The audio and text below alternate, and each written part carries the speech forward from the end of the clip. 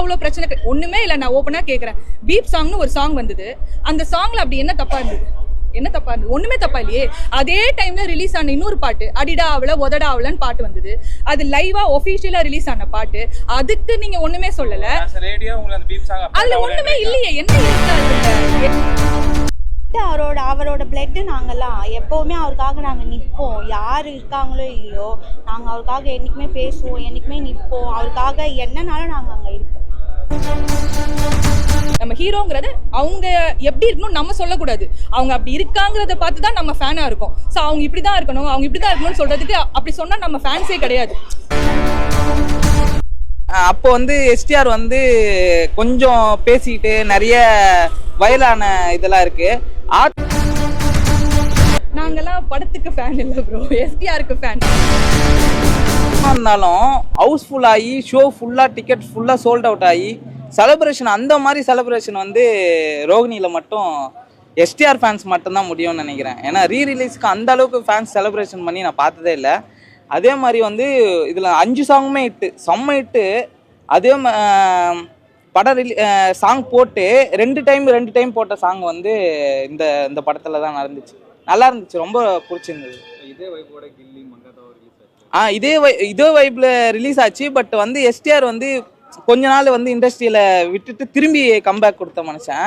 ஏன்னா இப்போ படமும் கொஞ்சம் நெக்ஸ்ட்டு 10 தலைக்கு அப்புறம் இப்போ கொஞ்சம் படம் எதுவும் வரல. அடுத்து அரசனுக்கு தான் செம்ம வெயிட்டிங்கு. தக் லைஃப் வந்து கமல் தான் ஹீரோ அதில், அதனால் இதில் செகண்ட் ஹீரோ தான். அரசனுக்கு வந்து வெற்றிமாறன் ட்ரிபிள் காம்போ, அனிருத்து வெற்றிமாறன் அப்புறம் வந்து எஸ்டிஆர் வேற லெவலில் ஹிட் ஆகும்னு வெயிட் பண்ணிட்டு இருக்கோம்.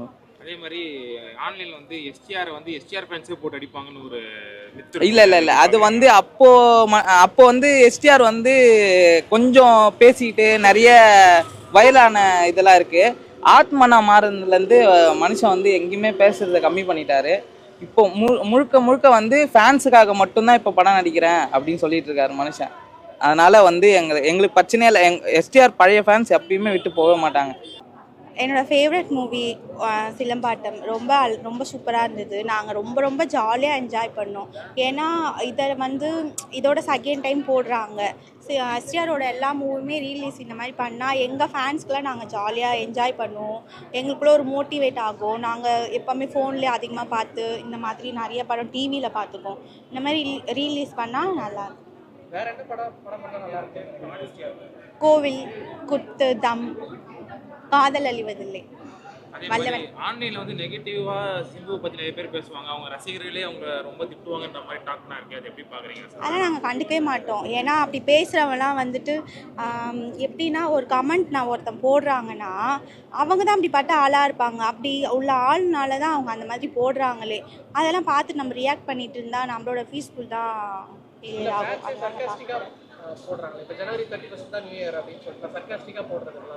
அது எல்லாமே வந்து எங்கள் எஸ்டிஆர் ஃபேன்ஸ் போடுறாங்களோ இல்லையோ மற்ற ஃபேன்ஸ் எல்லாரும் எடுத்து அவரை வச்சு இந்த மாதிரி போடுறது அதெல்லாம் நாங்கள் கண்டுக்கிறதே கிடையாது.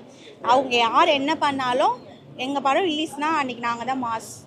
எங்கள் எஸ்டிஆர் படம் தான் எல்லாமே. புது படங்கள் ரிலீஸே ஆகலனாலும் ரொம்ப லேட்டாக டிலே ஆனாலும் சிம்புக்கான ஃபேன்ஸ் வந்து ரீரிலீஸ் பண்ணாமல் கூட்டம் வருது.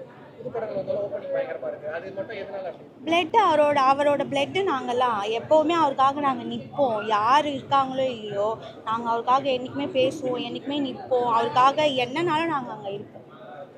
அரசனில் என்ன எக்ஸ்பெக்ட் பண்ணுறீங்க? அரசனில் அவரோட ஸ்டைல், அந்த மாஸ் லுக்கு, அந்த சீனில் வந்து ஒரு சீனில் கத்தி எடுத்துட்டு திரும்பியும் வந்து திரும்பி இப்படி பார்ப்பாரு, அதெல்லாம் மாஸாக இருக்கும்.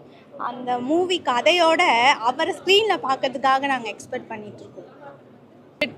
எஸ்டிஆர்னாலே ஃபேவரட் தான். ஸோ அவர் ஸ்க்ரீனில் வந்தாலே வந்து பயங்கரமாக வைப்பாக ஆகும். ஸோ யா டிவியில் பார்த்ததை தாண்டி நான் வந்து சிலம்பாட்டம் ரிலீஸ் ஆனப்போவே நான் பார்த்துருக்கேன். ஸோ பட் இருந்தாலும் அந்த டைமில் பெருசாக வைப் இந்த மாதிரி நம்மளால் ஆடுறதுக்கு ஏன்னா பேரண்ட்ஸ் எல்லாம் ரெஸ்ட்ரிக்ட் பண்ணுவாங்க. அதெல்லாம் தாண்டி இன்னைக்கு தியேட்டரில் ஃபுல் வைப்பில் இருந்தது வந்து ரொம்ப ரொம்ப ஹாப்பியாக இருந்தது. அதுவும் எல்லா பாட்டுக்கெல்லாம் வைப் பண்ணி ஒன்ஸ் மோர் வைப் பண்ணப்போ ரொம்ப ஹாப்பியாக இருந்தது. ஆன்லைனில் எப்பவுமே எஸ்டிஆர் ஃபேன்ஸை திட்டுவாங்கன்னு ஒரு டாக் இருக்குங்க. அவங்க ஃபேன்ஸே கிடையாதுங்க. ஒரு ஹீரோனா யாரு? அந்த ஹீரோவை வந்து நம்ம எப்பவுமே விட்டு கொடுக்க கூடாது. நம்ம ஹீரோங்கிறது அவங்க எப்படி இருக்கணும் நம்ம சொல்லக்கூடாது. அவங்க அப்படி இருக்காங்கிறத பார்த்து தான் நம்ம ஃபேனா இருக்கும். ஸோ அவங்க இப்படி தான் இருக்கணும், அவங்க இப்படி தான் இருக்கணும்னு சொல்றதுக்கு அப்படி சொன்னா நம்ம ஃபேன்ஸே கிடையாது.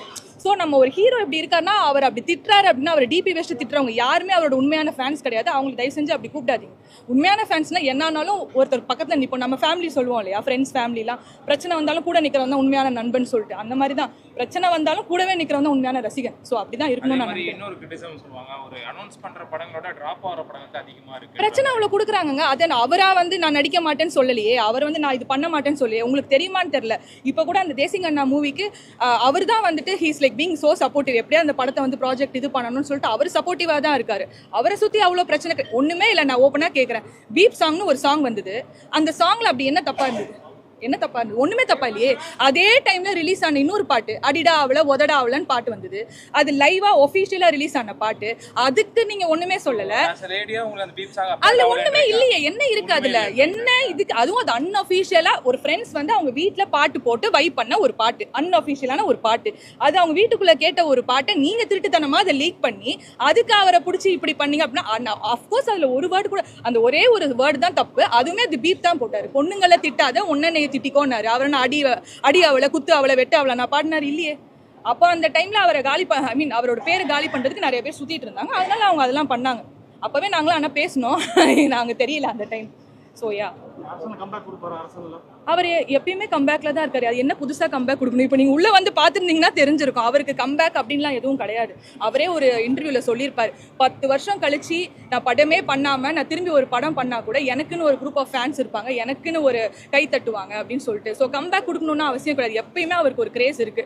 ஸோ அவர் அந்த AAA படத்துல கூட ஒரு இது இருக்கும், ஒரு சாங்ல ஒரு லைன் வரும், நீ டிபி போட்டா பல லைக்ஸ், நீ லைவா போன சென்சேஷன், நீ லவ்வுக்கு வேற டெஃபினிஷன் சொல்லிட்டு. ஸோ அந்த இதுலேயே அவர் ஒரு ட்ரெண்டிங்கான ஒரு பர்சன் சொல்லிட்டு அந்த சாங்லேயே தெரியும். அண்ட் இப்பயுமே நீங்க உள்ள வந்திருந்தீங்கன்னா தெரியும், அந்த எல்லா சாங்குக்குமே எல்லாரும் சட்டையெல்லாம் கழட்டி போட்டு மேலே பறந்து தூக்கிலாம் போட்டு விளையாண்டுட்டு இருந்தானுங்க உள்ள. அவ்வளோ வைபா இருந்தது. ஸோ இதில் கம்பேக்குன்னு சொல்ற அளவுக்கு அவர் ஒன்றும் டவுனுக்கு போகலன்னு நான் நினைக்கிறேன்.